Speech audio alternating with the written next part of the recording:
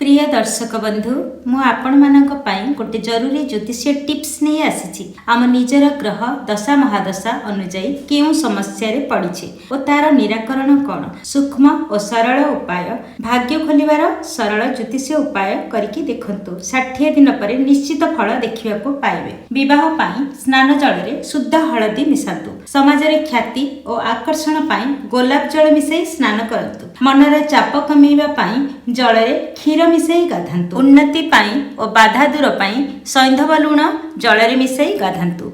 धन और प्रेम पाई स्नान जल रे गोलापर इतर बा गोलाप पंखुड़ी मिसातु।